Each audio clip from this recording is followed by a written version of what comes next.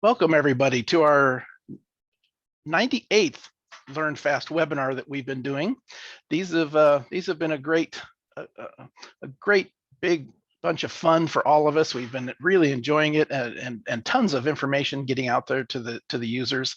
They've been so well received, and we do a lot of technical ones where we talk about button pushing, and we've got a good number of those coming up soon where we're going to dig deep into data analysis and some other things that we're setting up right now. But we have one today that is going to be even more fun, at least for me. These are enjoyable for me, and it's when we get to bring some folks in and chat about racing and some of the background and the history and we've got PJ Jones today who's going to chat with us a little bit about his career and how and what he's doing now in the UTV Performance Shop owner role and using data.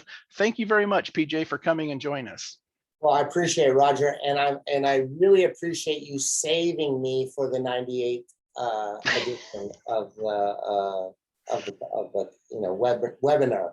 Yeah, exactly. It's kind of a funny backstory. I've been chatting with PJ for a little bit and trying to set something up, and I really wanted him after right after the Indy 500 a couple of weeks ago, and that's I kind of had this tie together because he ran Indy 500. We'll talk about that in a moment, and I thought that would be kind of cool. And PJ had his schedule was such, and he needed to get prepped for the Baja race this last week in the Baja 500, which we will chat a little bit about how you did, and then when I was got him set on a date, and I got my big spreadsheet and I'm looking at it, and darned if it doesn't fall on our 98th number, and which was a historic number in his family. You know, PJ ran it forever. His dad, Parnelli Jones, won the Indy 500 with the number 98. So it ended up being the appropriate thing for us to do. So that's pretty cool.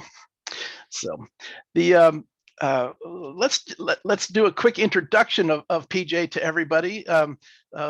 Maybe a few people here, especially some of the guys overseas, maybe haven't followed you all that closely, but PJ's been a professional racing driver for most of his life, right? And very versatile. He started off, I think, in karts, and then into midgets and dirt, and ran the Chili Bowl, and did well there.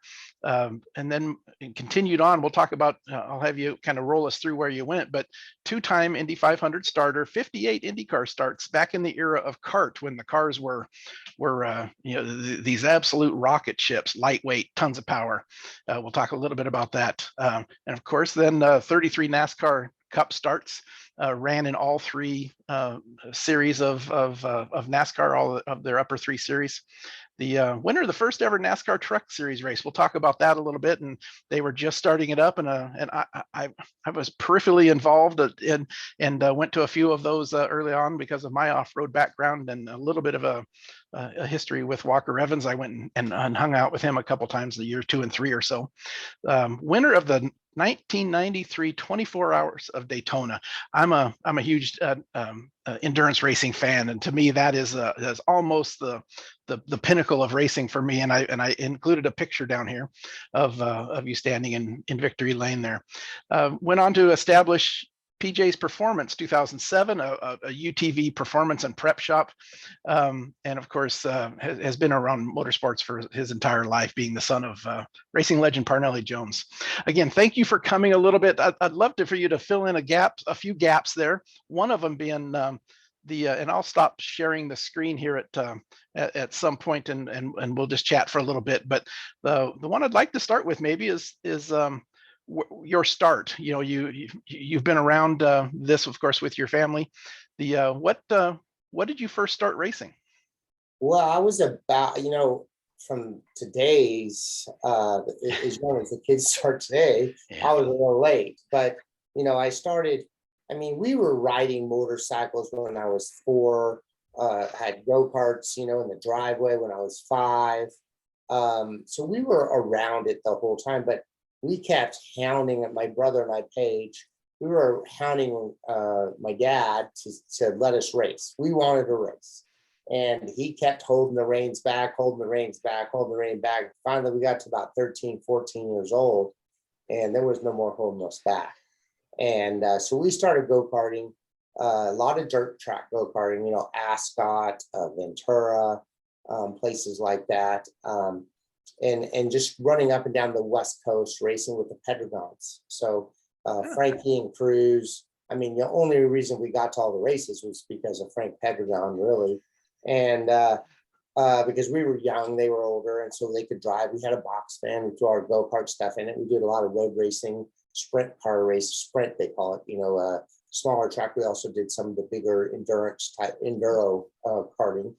And some of them, sometimes we'd race 3 or 4 races a weekend.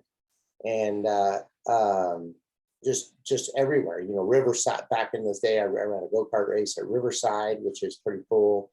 You know, I might be at Ventura on a Friday night, and I might be at Adams in California on a Saturday and a Sunday. So we were all over the place. And Cage too, my brother.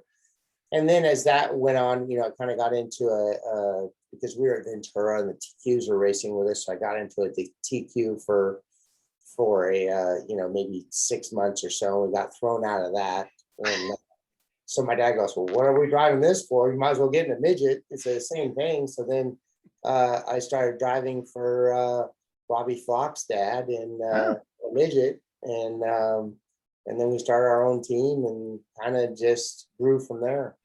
Well, when you were just starting up, your dad had, if I remember right, a little bit about him. He won the Indy 500 in '63. You know what, 5-6 years before you were born. And then he, one of the kind of the cool things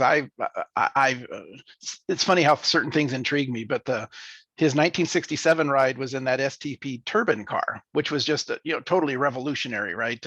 Basically a aircraft turbine engine in it, and came this close to winning it that time. And I found a YouTube video online that documented the building of that. And you look at that, even with the old footage that's there, the thing was very, very high tech, and 4-wheel drive and the turbine set off to the side. It's just a very spectacular car. Almost won it again, but then he slowed down on his driving, at least on that side, on the pavement.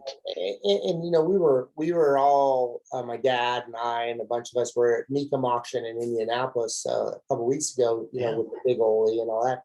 But you know, he still says, and he brought this up again the other day, that was probably the biggest disappointment in his career, is not winning the '67 race. He just says, you know, I probably abused it a little bit trying to leave the pits, and I should have backed off. It had so much torque that it was so hard on the running gear, and that's how he broke a bearing in the rear end that cost him the race. But I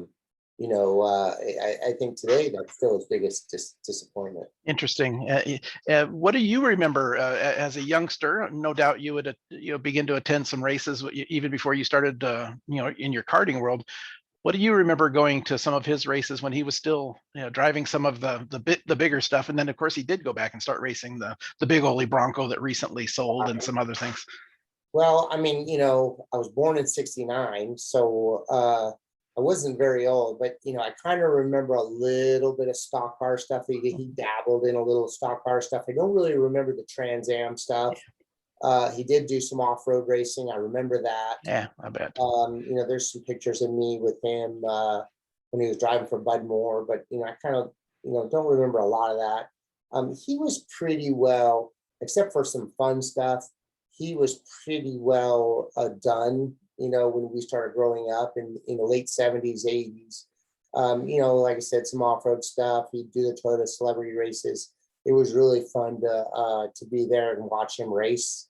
Unfortunately, we didn't get to see him race, the IndyCar, the midgets, cars, or anything like that. But those times I think were probably some of the pinnacle in racing. You guys got guys like AJ and Al and Mario and Rutherford and it's just amazing. I watched some of the old videos and how they were battling each other, and pretty neat. But he went from his driving career at that high level and super successful. Obviously, I mean, when I was a kid, you'd hear people that weren't into motorsports, and you see a fast driver, and they, who do you think you are, Parnelli Jones? That was almost like a standard line, right? But he was a fantastic businessman, and I wonder how much of that, came across to you. You're obviously running this business now, successful in the UTV side. We'll get into that in just a few moments, but that was when you probably had even more memories of. Well, absolutely. I mean, he decided, he says this, that, it was, at some point in your life, it was so dangerous back Yeah, then, oh boy. okay, so how many times do you want to throw it out there? And so I think he just decided that, hey, I've won the Indy 500. Do I need to win it again? Do I need to, go do some of these other things? And he said, he had an opportunity to start a business, Parnelli Jones Inc., and Parnelli Jones Firestone store. He was tight with Firestone. We were the West Coast. My dad was the West Coast distributor for Firestone Racing. If you had a race tire east or west of the Mississippi, you got it from us. And then the 40 some, Parnelli Jones Firestone stores and real estate. And I think he just thought, we had some good partners and good opportunities. And I just think he thought, what, this is probably the right time. This is going to be my future. And hey, let's concentrate on this. Yeah, pretty cool. And it seems you've taken to not only the driving side, but the business side as well. That's pretty cool. I just want to talk about this one picture before we stop sharing the screen, and maybe you and I can chat about some different things. But down here below, you were driving for Dan Gurney in the Toyota Eagle, which was just a beast of a machine. And there you are in Victory Lane at the 24 hours. 3 drivers there. A car that was a handful. And 3 drivers. Who were your co-drivers there in that event? So it was Rocky Moran Sr. He's and right Mark Dismore. Yep. And great partners, really good at both of them at the 24-hour race, just really knew the pace. And we really had a great time. And Rocky drove with me in the 12-hour races. Mark came in the 24 hours and for the 2 that we did, and we happened to win the 93 one. And Dismore, later on in life, your kids are racing karts. I seen an interview where you were heading to Dismore's track to run some karts later on. Yeah, it's a small world, right? When it really all goes around. When you're in racing, you pretty much know everybody, or there's some connection somewhere. Exactly. The what was I'm gonna stop sharing this screen so we can see each other a little bit more. Everybody can see you a little bit more. Let me if I can figure out how to do that. I'll figure that out while we're talking. We're here and we're talking about data, right? And so what I'd like to jump into is a little bit of your history of working with data. Clearly, when you first started off, you're running karts and you're running midgets and TQs and some other things, and there's no data in there, right? When did you first start running? What was your first recollection of running a car that had some form of data analysis on it? Well, I drove for the Clayton Cunningham Mazda deal, some of the sports car races early on, and that was probably mid 80s, somewhere in there. And so we had some data then, if I can remember right, and helped you compare to people. But I think the real big dose of it was when I was racing the Indy Lights. Okay. And 89, what was it, 89, 90, and 91. Because you were dying to get that data. We didn't have it all the time, but you could pay extra and have somebody come in and put a system on the car and go and try to figure out some things and this and that. And so we did some of that. And then obviously when I got to Gurney's, I mean, it was full on, they had a sensor for everything, and it's just so helpful. I think as a young driver, I had Fangio at Gurney's as a teammate and experienced and a great teammate, just amazing guy. And he looked at it as a team and welcomed me, really great into open arms when I came there. and we got along so well. And we battle each other hard on the racetrack, and we'd laugh afterwards, you know. And but you know, we could take the data and really start comparing ourselves to each other. And I think that's what made us better every time, because he'd look at a turn or so that, you know, I was faster, and I'd look at some stuff that he did better. And it really, really, really helped out. And also, I think in those days helped us with gear selection, you know, because, you know, really at the in the early 90s when we were racing the GTV car, you know, it was pretty open. So we were developing this whole chassis and thing. And you know, you could look at an engine with Toyota. You could look at all that stuff and try to figure out, you know, what is going on here? How do we make the car faster? How is this car compared to my car, to Fangio's? You know, what are we doing different? And all that. And one, you know, good story, and it has to do with the camera and data. We were testing it at Atlanta Motor Speedway, and so we would rifle off of the banking, hit the flat, chicane down in turn one, come back up on the thing, and they had a camera in there. They had the data in there, and so I'd be coming down through there. The car would snap loose as in the transition from the banking to the flat. I would let go of the steering wheel and let the thing kind of do this and straighten itself out, grab the steering wheel again and go. And we were fast, right? Other things is really quick. And so about midway through the day, Jim Hamilton and John Ward came to me and goes, hey, we noticed that the car's getting loose down there and you're letting go of the steering wheel. What's that about? I go, well, I'm not fast enough to catch this thing. I mean, we have no power steering. The car's making, you know, 10,000 pounds of downforce at 200 miles an hour, huge tires. And so between strength and speed, I mean, no man, you know, around can catch this thing. I said, yeah, I just rely on the sideboards to hope, you know, straighten this thing out. And they're like, we need power steering. I said, yeah, you're right. So yes, please, right? It was kind of fun, but that, you know, stuff like that, the data, you know, you can look at, you know, with different sensors and I mean, you know, Gurney would come up with some of these wild ideas, and we had great engineering, we had great data, and wind tunnels, and you know, all this stuff, and I think it kept us out of trouble a lot of times. The if we step back to your Indy Lights, when you first started getting it, right, and started getting data, were you right off the bat accepting to this big brother kind of mentality, right? You've been a racer, you can always go out there and come back in and say, well, yeah, I only revved it to 8,000 when you knew what you'd done, and now all of a sudden you can't maybe get away with a little bit of that. The reset switch. Yeah, where's that reset button? I don't know why it's not data logging. Exactly. So, but you took to it fairly quickly, it sounds like, especially when you got a second driver. But, you know, in those days, I think, you know, earlier on, you know, you were kind of into that phase, but when I got to Gurney's, man, I was on focus and on point, trying to learn and get better.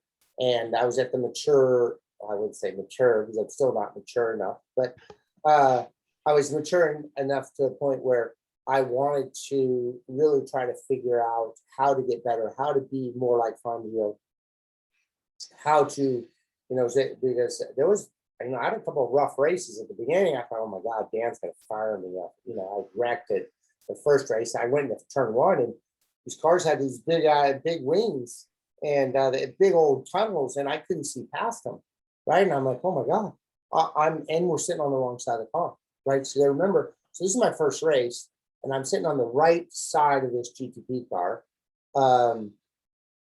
The cars in front of me were huge, and I'm coming from Indy Lights. You know, you got these small, you know, wings and small cars. You can see visually what's in front of you better, even in traffic. And it kind of got me a little bit, took me a little off guard, and I didn't know what to expect, and spun that thing around, knocked the nose off of it. And then the next race, I don't really remember, but it was a little rough. The first 2 or 3 races it was a little rough, and then I kind of found my groove, and it was on from there. You talked about 10,000 pounds. You glossed over that a little bit, but 10,000 pounds of downforce. And we see high downforce cars, right, nowadays, but 10,000 pounds at 200 miles per hour, the amount of grip and the difference of you as a driver having to learn what that car will now give you and how it reduces at those low speed corners, and now all of a sudden you spin out because maybe you were used to this thing, the grip that it provided up high. It had to be quite a difference in driving. Well, yeah, I mean, it was completely like unexpected. So, I mean, they signed me up. They said, okay, we're going to give you, I mean, they didn't say this, but I'm like, they're going to give me $1 million race car, 10,000 pounds of downforce, and over 1,000 horsepower with carbon brakes. Sign me up. So, every young racer's dream at that point, yeah, right? like, you guys are nuts, right? I'm like 20 or something, 19. I'm like, all right, I'm in. And you're gonna pay me to do this? I'm like, yeah, all right, let's go. And um, it it was amazing. I mean, the car was, I mean, it was better than any Indy car. It was better than anything I've driven today. Still today. It did everything you asked. Wow. And so when I really got going, I started in 90 into 91, test a little bit of testing and stuff like that. And then 92 was my first season. And we hadn't gotten the max out of the car yet. We had a lower wing, we had a single biplane wing. We didn't have some big whippers on the front. There were some things, the throttle response wasn't as good as it could have been. And so we started getting it going. And then between John Ward, Jim Hamilton, Hiro Fujimori, who was the aerodynamicist, and all the guys at AAR, we just started getting this thing better and better and better. And we had a dual biplane rear wing for the short tracks. We had these big whippers in the front. Drino Miller was getting was just getting better and better with the engines. And between Dan and Drino, and just getting everything to work together. And about mid 92, man, we just started breaking track records, and I mean, the thing was just flying. We were just smoking the Nissan. Yeah, there was a period there that you won just a ton of races in a row. And oh yeah. So it was incredible. I mean, it just was totally incredible to feel, and I will remember when I set the track record at Laguna Seca, and that's kind of where, that was towards the end of the season, but that was like when I was starting to really feel, like, okay, I have this. And I ran a pretty good lap in qualifying. I think I was number one in practice. And I go, man, I think I can run those second quicker. And so I just told myself, and Laguna Seca 1 and 2 is the left-hander down at the end, 3 is a little off camber right, and then you go under the bridge, and there's a flat, fast 4 right-hander. And I just said, you know what, I think I can run wide open through there. So I was kind of coming out of about halfway and then coming back to it. I said, I'm gonna hold it flat and see what happens. And I did, and it was like, and everything you did with that car, just responded. I mean, it went faster. It showed on the stopwatch. Or sometimes like an IndyCar and stuff, you can try a little hard. You can outdrive the tire. You can outdrive this, and then maybe get a tenth or two.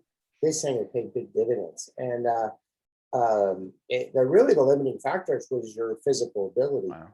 And I think we talked earlier, but that's kind of where I had Fangio go. But I'm bigger. In those days I was 180 some pounds. I was really focused on my nutrition and my physical prep, and I could run a little more caster in the front to make the car turn a bit better, and it just responded. And so in qualifying, I couldn't race it that way. It was too heavy for many laps, but I could get that thing to turn in qualifying, and man, and we had a lot of track records: Daytona, Lime Rock, Laguna, Phoenix. I mean, just all kinds of these places. Virtually everywhere you 25 travel years, to. the track record held until last year or so with the Mazda beat it, and that was 25 years. Still hold Lime Rock, and you know, I mean, it just shows you. I mean, I was just one small piece of that, Certainly. and certainly. but I mean, just amazing. Just we have quite a few guys that watch this or listen from up in the Northeast. That Lime Rock track record you said in 1993 still holds, as you mentioned, 43.112. All of you that race at Lime Rock, think about that, and think about GTP, the IMSA series at the time. You're multiple classes, and you have a car that's that kind of wicked fast, and then you're running against GTU cars that are out there. I mean, you're catching traffic. Obviously this was a clean lap in qualifying, but you're running probably 45s, 46s, and catching multiple cars at huge speed differences. It had to be just a wild race. Oh, I always compared that place to when I would drive a midget on like a short paved track or something like that, where you're banging and just hustling and this and that. And Lime Rock to me was very much like that. Yes, we turn left and right and all that, but it kind of gave you that same mind thought of okay, I'm on a short track. This is like a short track. I'm going to go do battle. Yeah. And when I went to qualifying, I was like coming down the hill, I'm running wide open. I didn't do it in practice. And so I came down the hill, held it wide open, and just, like in qualifying, I go like, well, I broke here in practice, I'm gonna break here in qualifying, and I'd make it. And same time, I get back on the gas a little sooner here, and I'm gonna hustle a little more there. And then at the end, you'd be like, oh, I just gained a second and a half. Yeah, boom, like, wow. How did that happen, right? And obviously with data, you could go back and figure out, overlay it to your practice and say, wow, I really gained that much. When you started, I want to chat a little bit deeper about that. You've got Fangio and Jones, right? A couple of historical names in motorsports anyway, but now you're running with a teammate that's pretty quick. Your strength is allowing you to throw some of that caster at it in qualifying and get even more front bite, I suppose. Caster is also helping you when you decide to let go of the wheel and let it come back, right? But you're looking at data. What was the process back at that point? You'd have a data guy, and would you look at it separately and then look at data, or would the two of you sit down and start chewing on corner by corner and say, okay, well, you're a little quicker. What'd you do there? How did you and Fangio work together on that? Well, we had the same engineer. Okay. So we had Jim Hamilton, and I don't know if you know who Jim Hamilton. He's with Ganassi now. The guy's a rocket scientist. I mean, he is. He's a literally, right? Literally. He would run back and forth to both cars and engineer us both. Huh. And it worked. Most people in these days would go, how can one guy do both cars? Yeah. But we could do that then, and it worked really, really well. So we would do everything together. I mean, Fangio and I were like brothers. We just took care of each other. There was no games. There was no animosity. There was no nothing between us. So we would sit there and talk with Jim together, and he would help me, I would help him, and we would look at the data, compare the data to each other, and try to make the team better. Yeah. And I think that was very important. I think that was a big part of our success. And I will tell you that I was young. I didn't know how to really. I came from Indy Lights, where everybody was paying. And so everybody was, kind of always jockeying around. And Fangio, he didn't say anything. There was no like, okay, this is how we need to do it. None of that. He just treated you right. And therefore, I wanted to treat him right. And I think that was a big part of it. Man, we loved each other, and we loved being together. We'd go to dinner every night, and we just hung out together. And he still calls me to this day from Argentina. And he was accepting of the data as far as improving himself. You were both young and very much into improving. Very, very, very much, And the data is just so. And these days, I mean, obviously, we can't even you know, we can't even run a UTV without the data, you know, so, I mean, it's so important. And then back then, you know, downforce and you know, load sensors and you know, all the stuff that they were monitoring, pitot tubes, I mean, there was just so much of it. And then with the engine side, you know, I mean, it was crazy. It was crazy all the stuff that they were doing. And obviously, I mean, you're using your focus as a driver, obviously, but you want the car to get better. And we always have a saying here that's you know, it's that data analysis triangle. It's, you know, it's driver performance. We want to improve that, obviously. We want to improve the vehicle, and we want to improve the vehicle health. And you know, Exactly. it's really those three things that we're working on. You had to focus on one, but you also were working hard with the engineers, I'm sure. And 1993, you know, that, you know, quite a long time ago, and data's come a long ways, Oh, but it's the same 100%. basic thing that You we're know, doing I mean, today. yeah, there's not really, you're still looking at the same things. You're still trying to see, you know, what can I do to get better in this spot, or how can I get the now, you know, aero platform, you know, more of that, you know, center of pressure, that kind of stuff. You know, we in IndyCar, we really, you know, we almost dial the car in with center of pressure, you know, because mechanical really is about, when you have a downforce car like that's 25%. Yeah. The rest of it is aero, you know. I happen to be watching the Indy 500 race in practice this year, and the guys would go out there. Of course, they have the full telemetry where the guys on the box are seeing the data in live, and they would Right. go out and on their warm up lap, they're rolling down the back straightaway, and they're you know, back up to the floor, come off a turn two, heading for the green flag, and the engineers are coming on right then, and your COP or your center of pressure is good. You know, the car's going to work well. They know all of that. You know, Oh live. no, 100%. Percent. I mean, that's, you know, you especially at Indy, or you go to these high speed, you know, ovals, or you know, places like that. You're like, okay, we kind of need to be here, and you got this graph you're working with, and you know, there was sometimes they put some stuff like that on the dash to kind of help us, you know, and which was nice, is being To able get to it to get you some even live quicker. readings and stuff. Yeah, I'm not saying center of pressure, but there's some stuff that we would look at to kind of see where we were at, help us maybe make an adjustment with the lead jacker. You got to race there a couple of times at the Indy 500. Was that had that been a lifelong goal to go there? And when you get there, when you walk in the first time as a driver, and not just going there with your dad's teams or whatever, was that a pretty special thing for you? Yeah, unfortunately, because of the CART and the IRL debacle, I call it, I didn't really get to run Indianapolis when I was in my IndyCar prime. All the times that I went, I was already out of IndyCar by 4 or 5 years. You know, so I was a rate. I was just wasn't maybe at the top of my game. And didn't have the good rides probably Didn't on have top of it. it. You Yeah. know, first time I went was with Greg Beck. You know, he does amazing job for what he had, but it which wasn't going to be, you know, overly competitive. Um, uh, you know, and then the other ride I had wasn't very good. I had one really good chance with John Menard, and we had a practice crash, and I broke my neck. Oh.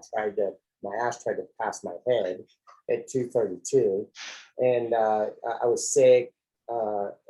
Prior to that, I had a fever and all this stuff, and I was trying to like tell them, hey, we need to come back the next day. They're like, we need to run one more outing. I've been in the car all day. I'm like, I need out, and like, just do it. And I'm like, third quick, maybe we should, you know, go. And I just wasn't at my best, and there's some things that just happened. And that just, you know, that kind of stuff. You look back and go, man, I should have just got out and in practice and said, hey, I wasn't feeling good, and uh, you know, that was probably my best opportunity there, and it just didn't happen. Yeah, but you got to do it, right? Yeah, Number one, and it's too bad that the IndyCar thing had the split there for yeah. at your peak. That was you know, I did not know that. I didn't realize that. You talked about running for different car owners, right? You just mentioned a couple there. And some Gurney, obviously. Right. You know, John Menard, you just mentioned you went back with him. Who were some of the folks that you had the opportunity to drive for? Well, I mean, a lot of good guys. You know, I was telling you, there's a little trivia question I have. I go, what driver has ever driven for Parnell Jones, AJ Foyt, and Dan Gurney? And me, that's a Yeah, me. dad, right? And when I was growing up, and then obviously I got to drive for Dan Gurney and win, a lot of races for him. And then I got to drive for AJ Foyt in NASCAR, got him his best finish as a car owner. Oh, really? In his later years. I don't know about his earlier years, but as a car owner, I got him his best finish as a fourth at Watkins Glen, and in that Conseco deal he had. So, but I got to drive for Chip Ganassi in NASCAR once. I got to drive for Childress, Michael Waltrip, obviously Robbie and I did a lot for Robbie Gordon. When he was being punished for certain things. I would always be the backup, or when he went to Indy and things like that. I raced around in a few different Yeah. spots. So, I mean, I'm really excited. I mean, look back and some of the cool things is, I mean, I got to drive for Dan Gurney. I got to spray champagne. Dan Gurney is known for being one of the first people ever to pop a cork and shake it and spray it. And that's it. That if you look it up, he sprayed champagne first. I mean, it's Dan Gurney. And I have a picture of him and me standing on the podium and me squirting champagne. And that's pretty cool. Pretty special for a special man. Yeah. I'm pretty lucky to be able to have driven for, I could drive for AJ Foyt. Do you have an AJ Foyt story where he comes up and chats with you about something that might be a little bit funny, or was he? Not too much, because when we were doing the Cup stuff, he was over at the IndyCar stuff. He didn't even come by, and it was like we were like the stepchild. And but he did promise me, like, if I got a top 5 or something, hey, you can drive the thing the rest of the year or something like that. And then that never happened. So, but I mean, yeah, he was, he's pretty. He was good to me. We never had any issues. He can be tough, I think, if you're driving his IndyCar, especially, you can be.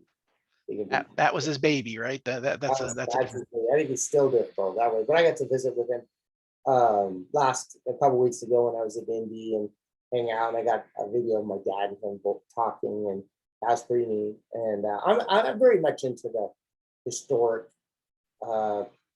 portion of the IndyCar. I feel like some of the newer drivers, if you don't know a little bit about past of your sport, then you probably need to go find another sport. You should really kind of think about, what the older guys did, what they did, their accomplishments, some of the historic stuff of racing. I think is pretty interesting.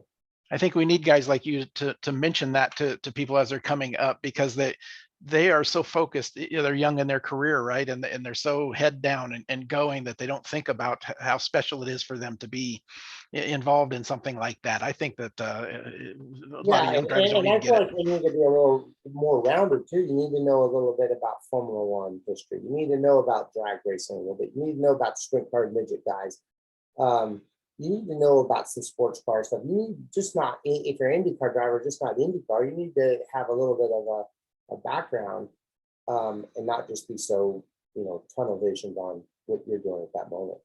One last question, kind of driven by that, is especially in the kart days when you were in that series and running strong, the ovals, the road courses, the street circuits, right? That was kind of what it was really known for. It wasn't just an oval track series. You had 3 widely variable types of circuits you're running on. What did you think about that? Did you enjoy that part of it, or was it a struggle? How did you enjoy that? Oh, I loved it. I loved the IndyCar days. We had 1,000 horsepower. I mean, we were hauling. I mean, you go to Fontana, I ran 249.9 down the straightaway. Oh my gosh! And that was with the Hanford, because you get a big toe and get down the corner. You're like, what am I going to do now? So amazing years. It was very competitive. We had a lot of good guys, at the time. Some still racing, Helio and Dario and Al Jr. and Lion Ike and a lot of good, Jimmy Vassar, Paul Tracy. I mean, we had a lot of really good drivers back then. and it was fun. Unfortunately, for the majority of my stuff, I was with I developed the Toyota engine, and we just really struggled in the beginning and developing the Eagle IndyCar chassis. We just struggled, and we felt like we were in a penalty box because the Eagle chassis quite wasn't where it should have been, the first version. The engine, Toyota we were 100 horsepower down, Oh, yeah. and we had Goodyear tires. And at the time, the Firestones were dominating. So it was like we had 3 strikes against us. And then we go to driver's meeting, trying to figure out where all the fire stations were because we were just struggling, with the engine program. And um, yeah, I mean, it was a really good time. And then I got to go and drive for Patrick and the Ford, and that was pretty good. We had some good finishes there. But the cars just had great horsepower, good technology. They weren't quite all the same. It wasn't just a spec series then. We went to great places. We were dabbling in Rio and Australia and Canada. So that was pretty good. You're driving those 1,000-pound rockets on a street circuit like Vancouver or Long Beach or something. That had point and shoot, right? It had to be crazy. It was a popular time in IndyCar. I mean, it really was. Our races were packed, good fan base. But yeah, it was. I mean, you go to Canada; those people are crazy for racing there. And you were trying to hook that stuff up on the, because some of these road or street circuits are rough and like Detroit, like this last weekend, and you had a lot of power, and trying to manage that, and just really good times. Yeah, very, very cool.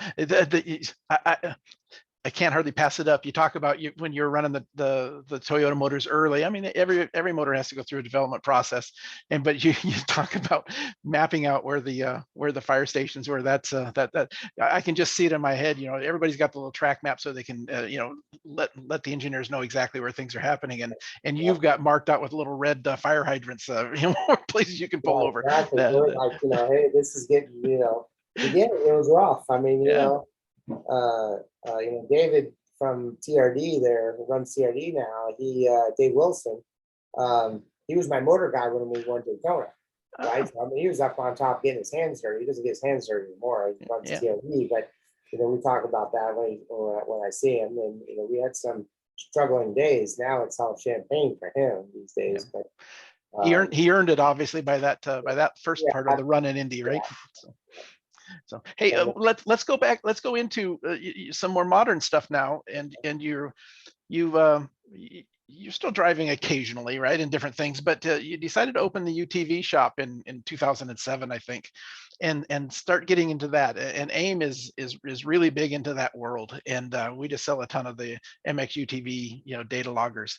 We also have another thing that we talk about to kind of introduce this, where we talk about that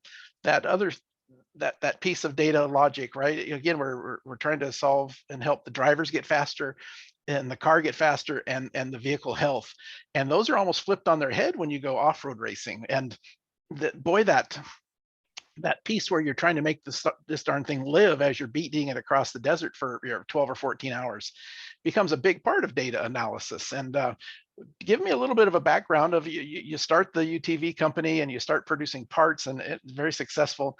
And we get hooked up with AIM, and you start selling and using these products a little bit from your kids racing karts you knew of us, or how did that combination come together? Well, I would see Robbie at the go-kart races quite a bit with my kids, and he'd help us out. But we started talking. I developed a little bit of relationship with Robbie, and then I don't know how I started talking to Michael, but they were interested in getting into the UTV. They came to my shop and I showed them what we needed, and they respond. All of a sudden, I turn around and we have this MX UTV, which I sell regularly. Try to put on almost everybody's car I can get on. It plugs and plays. You run one other cable to the belt temp, but these cars are real belt temp sensitive. So really everybody needs a bell temp sensor. And the stuff that was out there just wasn't, I didn't think was that great. So AIM really responded well to that. And, with the MX UTV, it's not really that much more expensive to get the whole package rather than just buy the bell tip sensor. But now you plug and play right into the stock computer, and I got Boost, and I have a tracker, to kind of go back and look at data if I need it. But you've got volts, you've got fuel burn, which is important for the racing.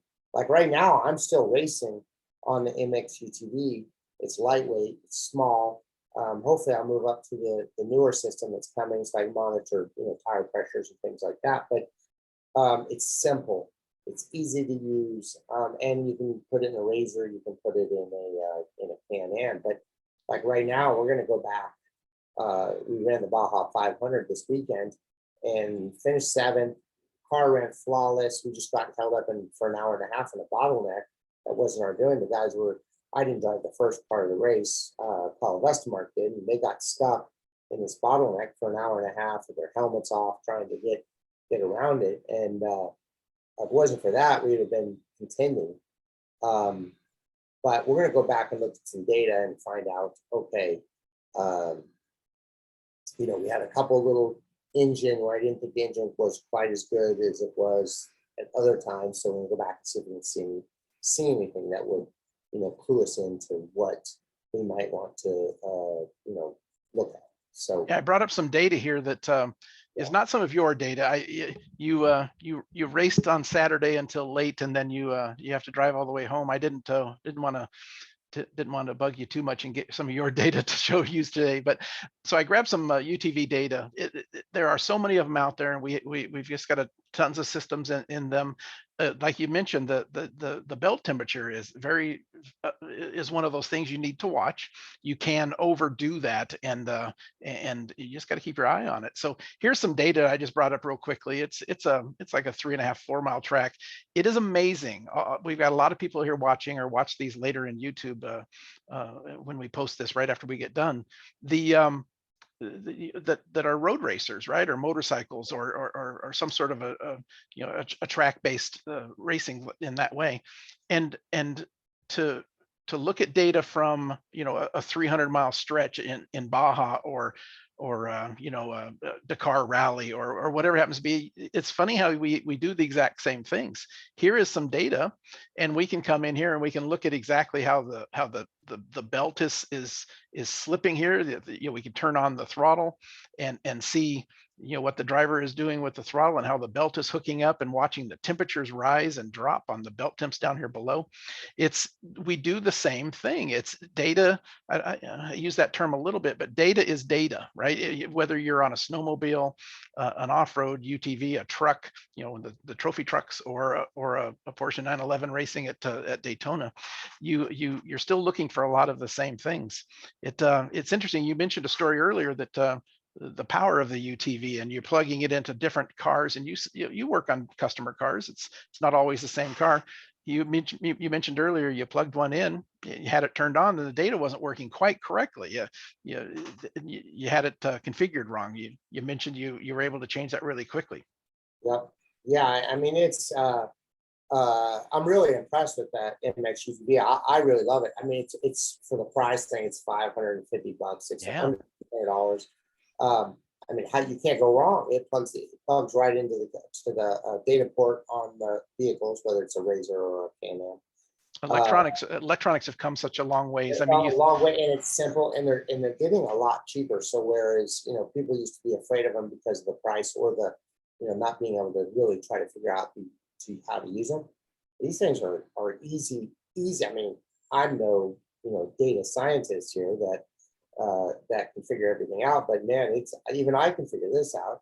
And I configure the dash exactly the way I want. When it's page 1 to see some of the stuff that I want to be on most of the time. Page 2 if I have some kind of an issue to where I need to look at something else, look at some other vitals in order to make sure the car is running properly. I would say I drive the car on the belt temp pretty much. We've solved a lot of those issues now with our cooling, but you look at that, you look at the water temp, and I got the lights set, so I don't really have to concentrate on the number. I'm looking at the lights. If the lights come on, then I know if I gotta back down a little bit. But yeah, very impressive. The data that you can get now, and for the cost of the price of the data is amazing. I am so proud to be part of this AIM team that that we come from 1993 when you're running the Toyota GTP car, and you've got, I'll bet you $30,000-$40,000 worth of data engineering tools on the car, right? And maybe even more at that point, and down to it came down pretty quickly even before AIM was around. But then AIM came onto the site, and people were still paying $10,000 for a data logger.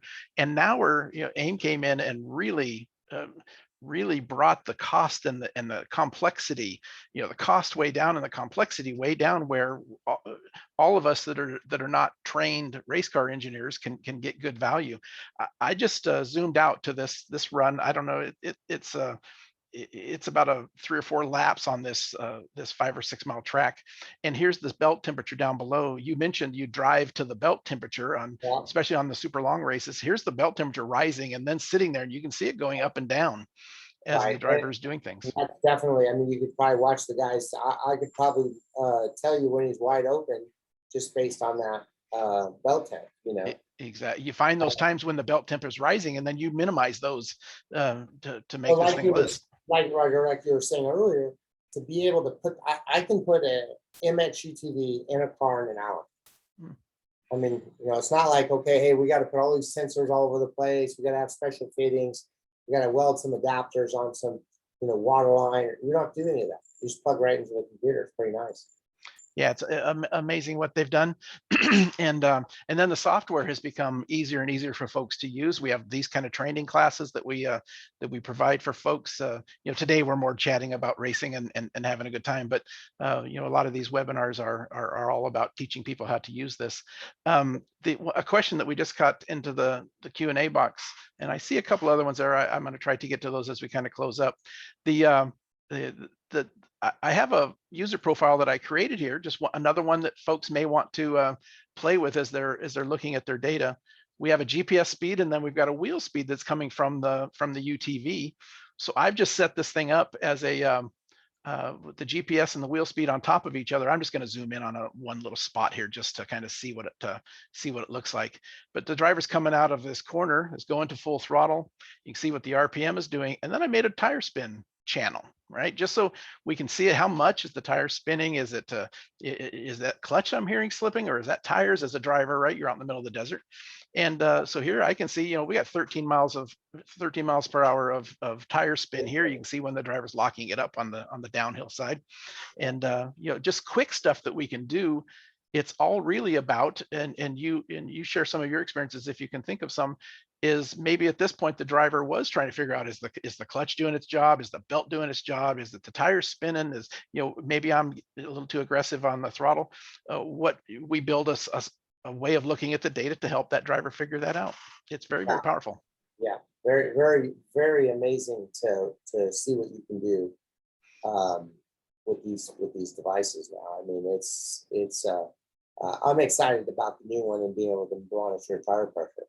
And what PJ's talking about there is probably his next new full build, he'll be putting one of our new PDM 32 units in the car and handle all of the electronics, all of the data, and then plus have many more additional analog inputs and CAN inputs. Yeah, and then I mean, it's just the stuff that we can look at and it is really, really good for the price. I think it's a great unit, and the go-karting stuff was really good too, and it really helped my kids get better, and we could compare. We were in a tent, with 10 other kids, and so you just start laying data over, and all of a sudden your kids getting faster and faster. So it's funny, you take those 10 kids, and one of them is the fastest and one is the slowest. It just it is what it is, right? And yet we can, by putting even the slowest guy against the fastest guy learns something about somewhere out on the track. It's there are so many nuggets of information there that can help everybody. Yeah, absolutely. Yeah, perfect. And then another thing is, here we're looking at that, and I love your part of your story. You talked about we went to work on you mentioning that you went to work on the belt temperatures. You seen this was a problem, and maybe you melted a few belts early on, and then you started building and designing and making it cool better and seal better, and worked on on different belt things to get this down to something. And now you just study it with the data. The data helped you get there. That's kind of interesting. Yeah, 100%. I mean, we spent I think 2 weeks in Parker testing belts and Huh. cooling and all this, and it's all based on belt temp. And that's really one thing that really helped our program. If you can't finish, you can't win, right? Off-road Right, racing is a 100%. classic You at don't want that. to be out there changing a belt. You can do it pretty quick, I understand, but it's not quick enough, right? There's Not too many quick enough. cars. Can't get those 4 or 5 minutes back, Exactly. I had one other one here that I built, just something that you, of course, would be doing, is that all of our other guys that are here normally racing sports cars and motorcycles, is we have a channel report. We can come in and looking at this data, we can look at each lap and look what our average belt temperature was, right? And our max belt temperature, the boost numbers, all of these things that we can start to catch some of these problems before they actually happen. Very, very important use of data in motorsports. Yeah, and like with the UTV stuff, we tune them. So we use some tunes, and we load a different map in there, and we can see what kind of boost rate we've got, how it affects or the intake temperature of the intercooler. So we see how that is affected. I mean, there's just so many things we can go back and look at that really helps us, tune a turbocharged motor with Lambda, and get the results that we need. It's funny how the person that just is watching motorsports peripherally, right, and not in it deeply, or they think, okay, you get a good car, yeah, everybody needs a good car, and then you go out and you race the thing. But there's so much of this detail is the thing that separates that last 5% of the cars and the drivers, and data is how you get there.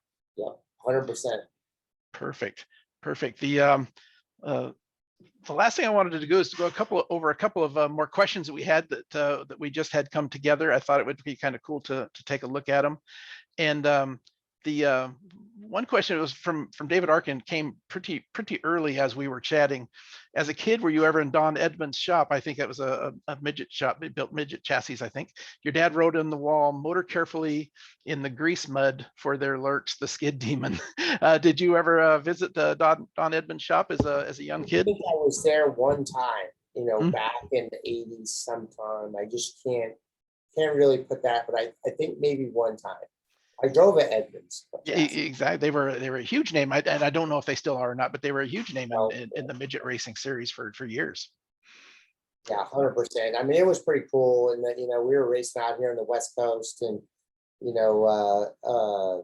up and down the San Joaquin Valley, up in Hanford and Visalia and Bakersfield and Ascot Park and Ventura, and I really you look back, and I think I was running between midgets, sprint cars, Indy Lights, and Firestone Firehawk series. I ran like 85 races in 1 year.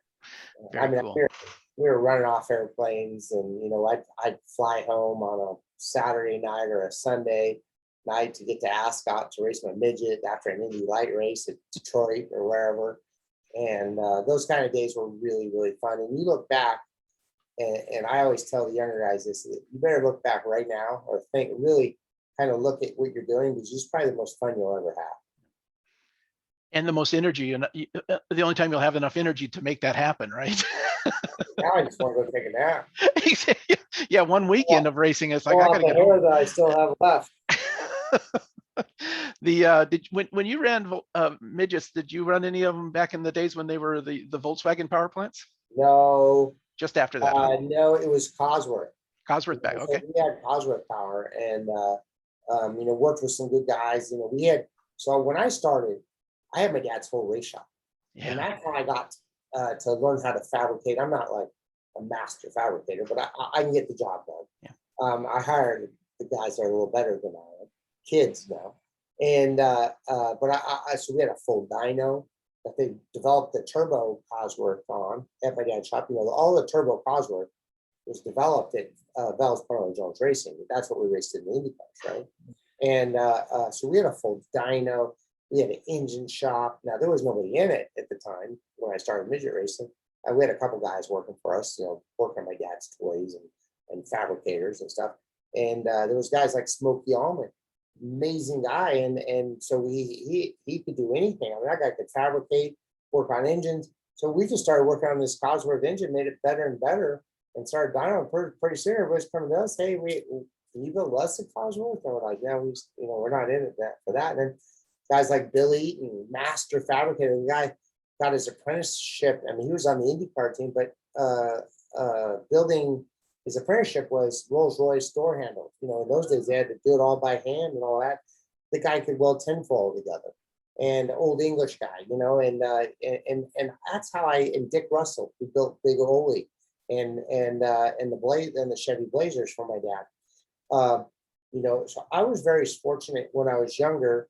I wanted to be at that race shop, and I was like, if I had a moment off school or something, I wanted to be at the race shop.